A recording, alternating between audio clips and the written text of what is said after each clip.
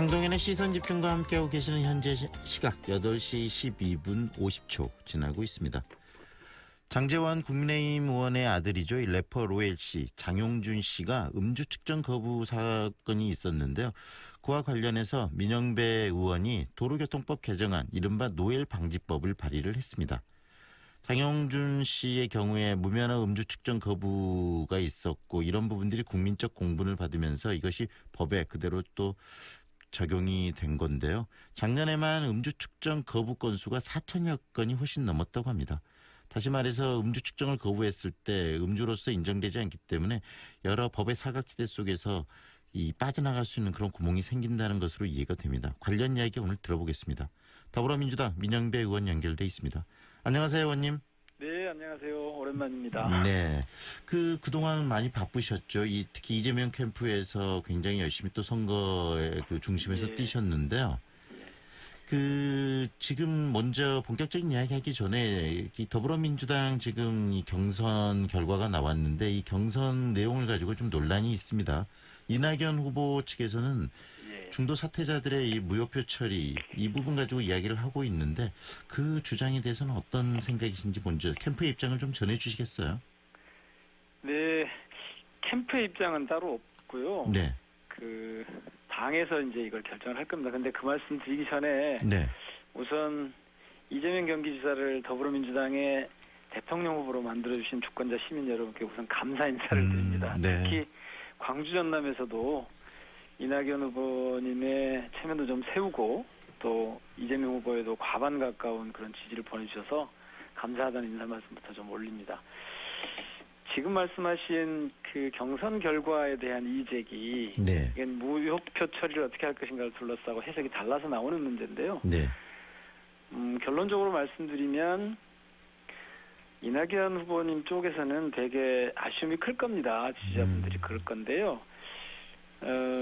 이건 받아들이기 어려울 겁니다. 이를테면 지금 운동 경기에서 비디오 판독 요청을 하고 있는 거나 마찬가지거든요. 네. 그리고 이제 이 비디오 판독이 끝나면 다시 이의 제기는 불가능하게 되는데 이미 우리 규칙에 사퇴한 후보를 무효표로 한다라고 하는 게 있는데 이게 이낙연 당대표 시절에 만든 규칙이거든요. 네. 그리고 모든 지금까지 민주당 대선 경선에서 이번하고 같은 방식으로 무효표 처리를 했거든요. 네. 아마 오늘 이제 조금 있다가 당무위에서 네.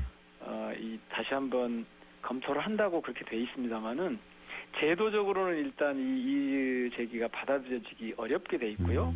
정치적으로 이제 한번 검토를 해보는 건데 네. 거기서도 아마 결론이 같을 겁니다. 이미 당대표가 그렇게 확정을 했고 공천장까지 수여된 마당인데 이걸 네. 다시 바꾼다는 게 가능하지가 않죠. 현실적으로 이 당무위원회에서 최종 결정은 하지만 이 상황이 변경될 것 같지는 않다라는 말씀이시네요. 네네, 그렇습니다. 그런데 하나 좀 걱정되는 게 이 상황들이 그렇게 마무리가 됐을 때 이 가장 중요한 본선이 있지 않습니까? 네. 이 본선에서 이 원팀으로서 이 상대 국민의힘 후보 또는 다른 정당의 대표 이 대권 후보들과의 경쟁하는데 여러 가지 좀 삐걱거림들이 당내에서 나오지 않을까 이런 우려도 있는데 그 부분은 어떻게 보세요? 그런 우려가 있습니다만은 저는 아마 그 민주당의 그동안의 전통으로 보면 또 같은 팀인데 기존에는 좀 경쟁 관계였기 때문에 내부에서 이렇게 이런저런 이견이 있을 수 있었지만 이게 결정이 되고 나면 저희 전통에 따라서 또 같은 당원이기 때문에 네. 이른바 원팀을 구성하는데 무리가 없을 걸로 봅니다. 왜냐하면 목표가 같지 않습니까? 네. 정권을 재창출해야 한다고 하는 이런 목표가 같기 때문에 여기서 다른 흐름이 나올 것 같지는 않습니다. 네. 누가 선수가 되느냐에 가지고 이제 다툼이 있었지만 더 큰 목표가 있기 때문에 원팀의 구성에는 문제가 없을 것이다. 이렇게 생각하신다는 말씀이시네요. 그렇습니다. 예. 네. 본격적인 얘기 좀 들어가겠습니다. 이 국민의힘 장제원 의원의 아들이죠. 이 장용준 씨가 어제 구속이 됐는데 그 이전에 이 과정이 매끄럽지 않았습니다. 사건 발생 24일 만인데 이 과정이 어떤 매끄럽지 않음 이런 부분들을 우리 의원님은 어떻게 보셨어요? 글쎄요, 좀 이해가 좀 잘 안 되더라고요. 그러니까 이 사건이 난 게 24일 전이라고 지금 말씀을 하셨는데 네. 실제로 지난달 18일이니까 경찰이 조사를 한 것 자체가 이 12일이나 지난 다음이었어요. 네. 그리고 경찰이 구속영장을 신청한 지 엿새 만에 검찰이 청구를 했거든요. 네. 구속영장을. 그러니까 이 과정이 왜 이랬을까? 아마 여러 가지 뭐 사유가 있겠지만 제가 보기에는 그 특별한 장용준 씨라기 때문에 이렇게 됐나라는 의구심이 좀 있습니다. 네. 결국은 아빠 찬스 이런 부분들 지금 우리 사회 뭐, 공정성에 있어서 굉장히 좀 심각한 침해가 되는 부분이 있을 수 있다는 말씀이신가요? 그렇습니다. 예. 네. 왜 그랬을까? 더더구나 이게 처음이 아니잖아요. 네. 계속해서 반복적인 그런 일탈이 있었는데 특히 이제 그 장 의원님 부친 장 의원께서는 맨날 그 날선 비판을 다른 분들에게 많이 했던 분이잖아요. 네.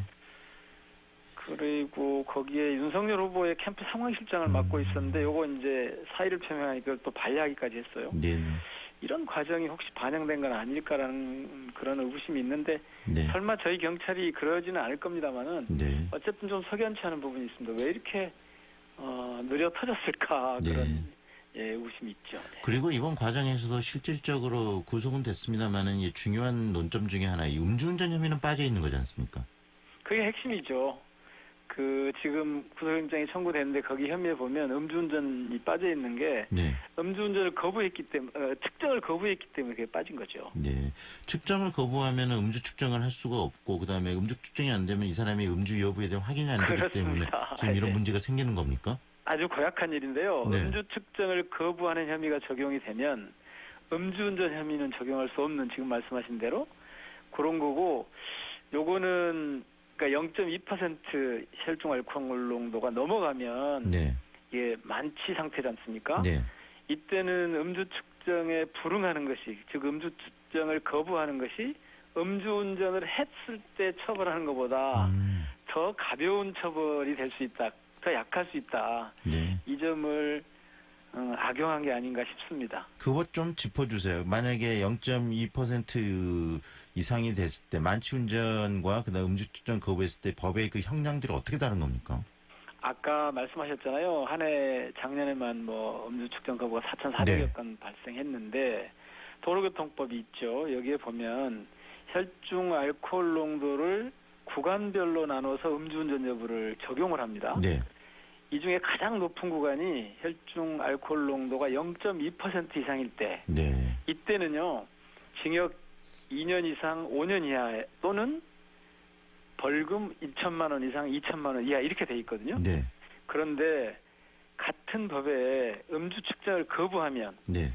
1년 이상 아까 2년 이상이었는데 1년 이상 5년 이하의 징역이나 500만 원 이상 2천만 원 이하 벌금으로 돼 있어요.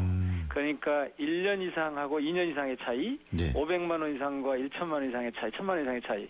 그러니까 음주 측정을 거부하는 편이 이렇게 만취 상태일 때는 0.2% 이상일 때는 음주 네. 측정을 거부하는 편이 음주운전으로 적발되는 것보다 처벌이 가볍다는 거죠. 그러니까 극도의 만취 상태면 무조건 음주 측정을 거부하고 하는 것이 측정에 응해서 음주운전으로 처벌받는 것보다 약하다. 네. 이렇게 이제 돼 있는데 이 부분이 문제인 거죠 지금. 딱 그대로 법에 맹점이 있었던 거네요. 그리고 누구나 그렇죠. 아는 사람이라면 만취운전자라면 누구나 그렇죠. 음주 측정을 거부할 수밖에 없는 상황을 지금 법이 만들어내고 있는 거지 않습니까? 그렇습니다. 이게 원래 윤창호법이라고 음주운전 처벌을 굉장히 강화했지 않습니까? 네. 그런데 그때 이 부분이 빠진 거죠. 그래서 사각지대가 발생을 하게 된 겁니다. 이번에 그래서 그런 사각지대를 좀 줄여보기 위해서 우리 민의원께서 법안을 발의한 것으로 알고 있는데 어떤 내용을 담아서 지금 법안을 발의하셨는지 소개 좀 해주세요. 네, 지금 1년 이상과 500만 원 이상 이 차이를 동일하게 만든 겁니다. 그러니까 음주 측정에 불응을 하면 지금 이 조항이 도로교통법 148조 2의 2항인데 네. 1년 이상 5년 이하 징역 또는 500만 원 이상 2천만 원 이하 벌금 이렇게 돼 있는 것을 동일하게 맞췄어요. 1,000만 원 이상, 네. 5천만 원 이하, 2천만 원 이하, 네. 그다음에 2년 이상, 5년 이하 이렇게 동일하게 맞춘 겁니다. 처벌 수준을 강화한 거죠. 네. 결국은 해야 될 일들, 우리들이 지금 법에 미비가 있었는데 미처 깨닫지 못하고 그 개선하지 못했던 부분들 이번에 좀 개선하신 거네요, 의원님께서. 그렇습니다. 당시에 윤창호법이 발의가 되고 통과가 될 때 당시에 그 말씀드린 대로 빠뜨렸던 네. 사각지대가 남았는데 요거를 메웠다 이렇게 생각하시면 되겠습니다. 네.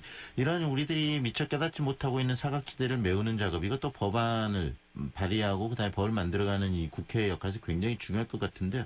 하나 더 관련 법안에 대해서 얘기도 나눴으면 좋겠습니다. 그 네. 일명 아기욕조법이라고 이야기되는데 네. 그것도 또 이 맹점들을 좀 개선하는 법안이라고 들었어요. 소개 좀 해주세요, 의원님. 예, 이게 이제 그 정식 명칭은 어린이 제품 안전특별법입니다. 네. 그러니까 이제 기존의 다른 그 환경 기준이나 이런 그 다른 영역하고 달리 어린이들에게는 조금 더 민감하지 않습니까? 그래서 그걸 보완하는 건데요. 기억하시겠습니다만 지난해 12월이죠. 그 이른바 국민 아기욕조라고 하는 아기욕조 사건이라고 하는 게 네네. 일어났습니다. 그러니까 우리 부모님들이 아이들 목욕시킬 때 욕조가 5,000원 정도에 판매되는 되게 좋은 실용적인 욕조가 있었어요. 네. 그래서 그걸 이제 많이 판매가 됐는데 이 아기 욕조에 문제가 생긴 겁니다. 저는 사실은 처음에 잘 몰랐는데 네. 그 국회 방송에서 입법카라고 하는 프로그램이 있거든요. 네네. 근데 이 프로그램에서 저한테 왔어요. 이 환경 호르몬이 네. 그 국민 아기 욕조라고 돼 있는 그 욕조에서 무려 기준치의 612배가 넘는 환경 호르몬이 검출된 그런 사건이거든요. 네. 그래서 부모님들이 굉장히 충격에 빠졌는데 이 법안 개정을 의뢰를 저한테 한 거예요. 네. 오히려 좀 발의가 좀 늦게 돼서 죄송한 마음인데 크게 두 가지 문제가 있었습니다. 하나는 이 영유아, 특히 2살 이하 이 영아들은 면역 체계가 발달하지 않아서 네. 지금 말씀드린 그 환경 호르몬 같은 이런 유해 물질에 노출이 되면 되게 영향을 크게 받아요. 그렇죠. 네. 그런데 이런 제품에 대해서 별도의 안전 기준이 없었던 거죠. 그래서 그거 보완하는 거고요. 두 번째는 여기서 이제 제품의 원료를 바꿨는데 네. 이 바꾼 제품 원료 중에 환경 호르몬이 지금 말씀드린 대로 600배가 넘게 많이 검출이 됐는데 네. 이거 원료 변경할 때는 인증을 다시 받아야 되는 절차가 없어요. 그래서 계속해서 안전 인증 마크가 이전에 받았던 걸로 표시가 된 채로 간 거죠. 그래서 원료를 바꾸게 되면 다시 재인증 절차를 거쳐라 라는 겁니다. 이 두 가지인데 그래서 이건 결국은 영유아 제품에는 보다 더 엄격한 안전 기준을 부여하자 이런 의미로 만든 겁니다. 네. 예. 굉장히 또 중요한 법안이고 우리들이 이렇게 보면은 법들이 만들어지는 과정에서 그 취지나 이런 것들은 좋은데 놓치는 부분들이 있지 않습니까? 이런 걸 끊임없이 찾아서 보완하고 법의 완성도를 높여가는 작업. 이거 정말 입법 과정에서 중요하고 국회의원들께서 하셔야 될 가장 중요한 일인데 우리 또 예. 의원님께서 그런 것들을 찾아서 하셨네요. 당연히 뭐 해야 될 일이죠. 네.